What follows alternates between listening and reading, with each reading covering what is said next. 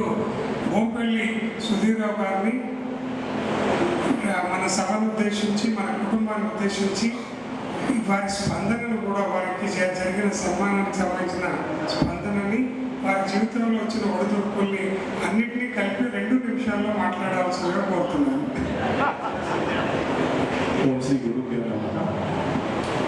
శ్రీ గోపీచంద్ గారు మా ఇంట్లో ఒక బంధువులాగా ఎప్పుడూ ప్రతి ప్రోగ్రాంకి వచ్చేవారు. గురువు గారిని నేను పరిచయం అయిన కొత్తలో గోపీచంద్ సార్ రెగ్యులర్గా గురువు గారి దగ్గరికి నన్ను తీసుకెళ్ళేవారు. కాబట్టి అంటే ఇక్కడ ఉన్న వాళ్ళందరూ కూడా చాలా అభినందనలు, అంటే వాళ్ళని అందరినీ కూడా ప్రతి వాళ్ళను ఏం తెలియని వాళ్ళని కూడా గురువు గారి దగ్గర చేర్చేవాళ్ళు. కానీ గురువుగారి దగ్గర నేర్చుకునేది నా వరకు పర్సనల్గా ఏంటంటే క్లాసికల్ డ్యాన్స్ అనే ఒక వర్డ్కి దాని వెనకాల నాట్యశాస్త్రం అంటే బుక్స్ చదవాలి, సంగీతం నేర్చుకోవాలి, సాహిత్యం గురించి తెలుసుకోవాలి, ఎమినెంట్ ఆర్టిస్టుల గురించి కనుక్కోవాలి అని అంటే ఇదే వేదిక మీద మొన్నటి వరకు పద్మభూషణ్ వచ్చిన డాక్టర్ పద్మా సుబ్రహ్మణ్యం గారికి ఈ మధ్యనే పద్మవిభూషణ్ అవార్డు వచ్చింది. ఇదే స్టేజ్ మీద గురువు గారి ఎదురుగా 3 గంటలు ప్రోగ్రామ్ చేసింది ఆవిడ. అయితే అలాంటి ఆర్టిస్టు రోజు భగవంతుడితో మాట్లాడుతుందేమో అనిపిస్తుంది నాకు. ఎందుకంటే ఆమెనే స్క్రిప్ట్ రాస్తుంది, ఆమెనే స్క్రిప్ట్కి ట్యూన్ చేస్తుంది, ఆమెనే డాన్స్ చేస్తుంది. కాబట్టి అలాంటి వాళ్ళు వరల్డ్ అంతా ఉండే దాంట్లో ఒక పర్సన్. అలాంటి వాళ్ళను చూసి మేము నేర్చుకోవాలనే ఒక తపనతోటి ఇక్కడ తెలంగాణలో నేను డాన్స్ నేర్చుకునే టైంలో మీకు ఎక్కువ బోర్ కొట్టించొద్దు. నేను డాన్స్ నేర్చుకునే టైంలో వీధిలో నడుచుకుంటూ వెళ్తే నన్ను ఒకలాగా చూసేవాళ్ళు, నేను ఇబ్బంది పడేది. కానీ స్టేజ్ మీద ప్రోగ్రామ్ చేద్దామనేటప్పటికల్లా ఎంకరేజ్మెంట్ లేదు. తీరా స్టేజ్ ఎక్కే వరకు కూడా నన్ను గ్యారెంటీగా స్టేజ్ ఎక్కుతా అనేది నమ్మకం లేదు. ఎలాంటి బ్యాక్గ్రౌండ్ లేదు, పేరెంట్స్ ఎంకరేజ్మెంట్ అసలే లేదు. అలాంటి టైంలో నాకు వేదన తపన ఉండేది.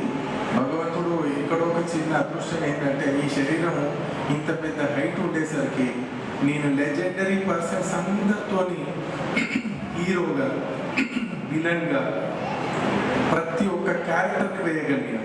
అది నా అదృష్టం. అది కృష్ణుడు అనుకోండి, శివుడు అనుకోండి, లేకపోతే మహిషాసురుడు అనుకోండి, ఏదైనా ఆఖరికి మొన్న ఒక అవకాశం వచ్చింది. మంజు భార్గవ్ గారు నాకు ఫోన్ చేసి రామానుజుల వారితో ఒక క్యారెక్టర్ ఉంది సుదీప్ చేయాలి అని అంటే నేను అసలు రామానుజుల విగ్రహమే చూడలేదు. అదృష్టం నేను ఖచ్చితంగా చేస్తానండి అన్న. ఆ ఒక్క క్యారెక్టర్ వేసుకునేసరికి నేను ఒకలాగా వైబ్రేషన్స్ వచ్చినాయి. కాబట్టి ఇలాంటివి ఎన్నో ఇన్సిడెంట్స్ జరిగినాయి. అన్నిటికంటే అదృష్టం ఏంటంటే ఎన్టీ రామారావు గారు ముఖ్యమంత్రిగా కూర్చున్నారు, పక్కన పివి నరసింహారావు గారు ప్రధానమంత్రిగా ఉన్నారు. గవర్నర్ బిల్డింగ్లో ఇదే ఉగాది రోజు కృష్ణకాంత్ గవర్నర్ గారి బిల్డింగ్లో నేను శివుడు, హేమమాలిని పార్వతిగా చేసింది. ఎల్లా వెంకటేశ్వరరావు అంటే ఇప్పుడు పద్మశ్రీ చరణిష్లో ఆయన మృదంగం కింద కూర్చొని వాయించేట ఆయన మెడకు మృదంగం వేసుకొని మృదంగం వాయించేటప్పుడు నేను శివుడుగా చేసిన. కానీ మా దగ్గర ఎలాంటి ఆధారాలు లేవు. రాష్ట్రపతి భవన్లో నేను అక్కడికి నటువంగం చేయడానికి వెళ్ళేటప్పటికల్లా అబ్దుల్ కలాం గారు రాష్ట్రపతి. ఆర్టిస్ట్ని ఎంత బాగా రిసీవ్ చేసుకుంటున్నారంటే ఇలాంటి ఎక్స్పీరియన్స్ నాకు ఎన్నో ఉన్నాయి.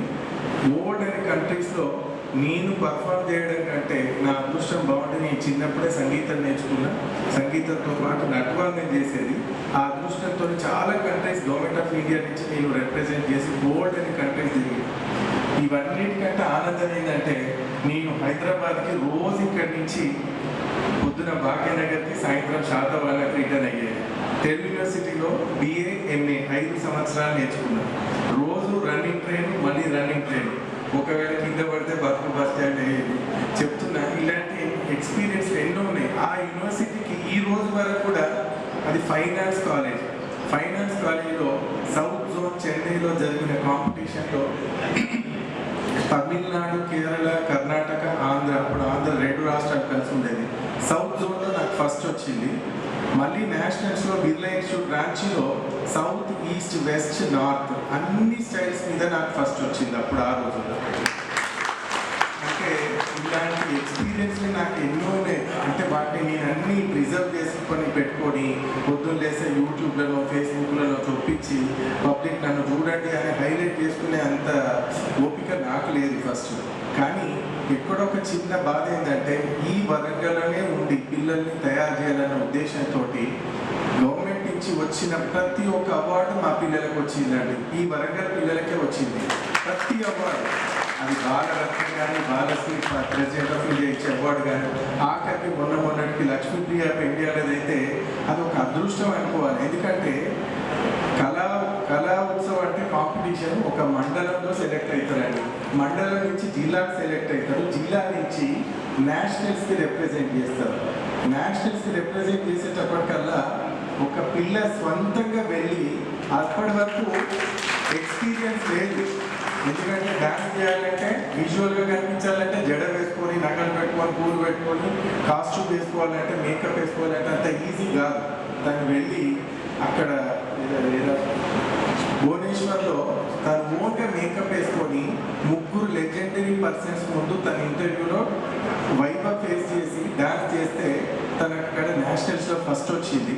అంతకుముందుకి ఇద్దరు పిల్లలు అదే కంటిన్యూగా 2 years బ్యాక్ మా స్టూడెంట్స్కే వచ్చింది. తనకు ఫస్ట్ ప్రైజ్ రాగానే నరేంద్ర మోదీ గారు ఒక అనౌన్స్మెంట్ ఇచ్చింది, పరీక్ష పే చర్చ అని. దాంట్లో మీరందరూ ఫస్ట్ ప్రైజ్ వచ్చే పిల్లలందరూ నా దగ్గరికి ఢిల్లీకి వస్తారని అన్నారు. అది ఇంకొక అదృష్టం ఎక్కడ కలిగిందంటే ఈ పిల్ల చేసినప్పుడే మోదీ గారు వచ్చి చూసింది డాన్స్. డాన్స్ 2 minutes ఈ పిల్లలతో ఫోటో దిగింది. ఆ ఫోటో దిగడంలో కూడా ఎంత అంటే ఈ పిల్ల ఏ జన్మలో పుణ్యం చేసుకుంది, నేను అంత పుణ్యం చేసుకున్నానో లేదు తెలియదు. కానీ ఆ అవార్డు ఆ ప్రైజ్ ఆ ఫోటో దిగినందుకు ప్రైమ్ మినిస్టర్ పేషీలో ఈ అమ్మాయి ఫోటో నరేంద్ర మోదీ గారితో ఉంది. అది కంటిన్యూగా 1 year జరుగుతూనే ఉన్నది. ఆ ఫోటో చూస్తూనే ఉన్నారు. ఈ లోపల బాల పురస్కార్ అవార్డు అని చెప్పేసి ఒక అనౌన్స్మెంట్ వచ్చింది. అనౌన్స్మెంట్ రాగానే వాళ్ళ నాన్న నేను అందరం ఒక రకంగా డమ్మీలమే. సరిగ్గా మేము దాని టైంకి ఇట్లా స్పందన లేదు మా లోపల. ఎవరో చెప్తే అది విని వెంటనే అమ్మాయి అప్లై చేసింది. చేయగానే అదృష్టం ఏంటంటే ఇండియాలోని అన్ని క్లాసికల్ ఆర్ట్ ఫామ్స్లో ఈ అమ్మాయికి ఒక్కదానికే వచ్చిందంట అవార్డు. వచ్చింది. ప్రైమ్ మినిస్టర్ ఎదురుగా 22nd రోజు రాష్ట్రపతితో తీసుకుంది. 23rd రోజు ప్రైమ్ మినిస్టర్ పేషీలో తనతో పాటు నేను కూడా వెళ్తే 50 నిమిషాలు ఇంటరాక్షన్ జరిగింది మాకు. 50 minutesలో పిల్లలు ఎవరికి వాళ్ళు క్వశ్చన్ చేయొచ్చు. అందులో ఒక్కొక్క దాని గురించి మాట్లాడితే ఒక అబ్బాయి అన్నాడు, మా డార్జిలింగ్ నుంచి వచ్చిన వాడు అన్నాడు, సార్ మీకు ఇండియన్ క్లాసికల్ డాన్స్ మ్యూజిక్లో మీకు ఏదంటే ఇష్టం అంటే ఇది పర్సనల్గా ఉన్న మాట కదా, బయటకు పోయి పొరపాటు ఏం చెప్పొద్దు, నాకు సంతూర్ శివశర్మ గారిది అంటే కచేరీ చాలా ఇష్టం, నీ పడుకునే ముందు ఒక 40 నిమిషాలు అట్లా వింటా, ఇది నీ మనసులో పెట్టుకోగానే బయటకు పోయి చెప్పారు నాయన, లేకపోతే సంగీతం అంటే ఎవరితో ఇష్టం లేదని అని అంటారు, అట్లాంటిది ఏమనకు అంటే అంత ప్రశాంతంగా మాట్లాడిందండి. కాబట్టి నాకు గురువుగారు ఇచ్చిన బ్లెస్సింగ్స్ అనుకుంటా ఎప్పుడు కూడా ఏ రోజైనా అసలు కొన్ని మిరాకిల్స్ అయితే మీకు చెప్పినా మీరు నమ్మరు. నేను ఒక 98లో ఒక ఇల్లు కొనుక్కుంటున్నాను ఎక్కడ సుమంగళి ఫంక్షన్ హాల్ దగ్గర. అది ఒక మిరాకిల్ అంటే అది ఇప్పుడు పాపం సార్కి బోర్ కొట్టించినట్టు అవుతుంది.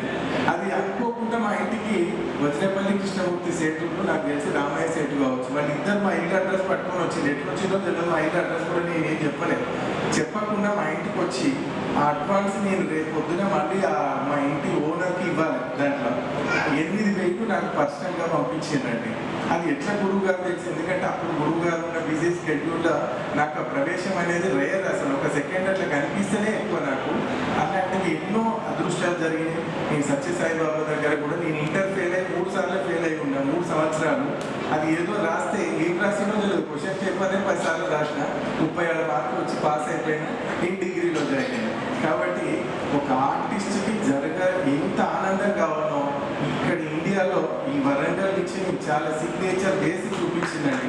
ఇవాళ ఉన్న మన చీఫ్ గెస్ట్ శ్రీనివాస్ సార్ వాళ్ళ డాటర్ తేజస్విని కూడా నా స్టూడెంటే.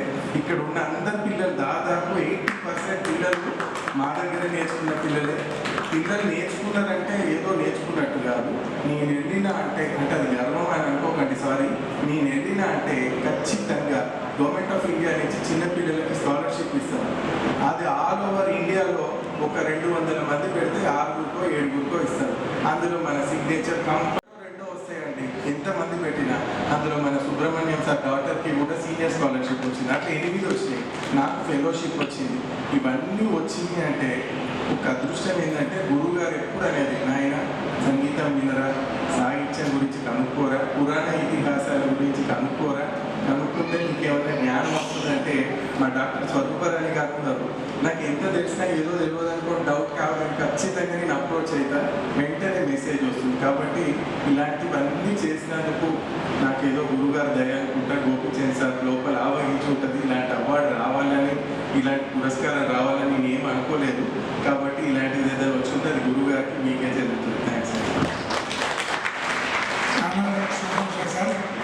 ఇలాంటి మహానుభావులు వరంగల్ వాస్తవ్యులై ఉండి, గురుగారు శిష్యులై ఉండి, అందరికీ స్ఫూర్తిదాతగా ఉండి, కళలని పాతగా కాకతీయ సామ్రాజ్యంలో కళలకి కాణాచిగా ఉండేది కాకతీయ సామ్రాజ్యం. మళ్ళీ ఇప్పుడు వరంగల్కి అలాంటి పేరు మీ వల్ల వచ్చినందుకు మీకు అనేక కృతజ్ఞతలు తెలియజేస్తున్నాం. గట్టిగా చెప్పడంతో వారిని కృతజ్ఞతలు తెలియజేస్తున్నాం.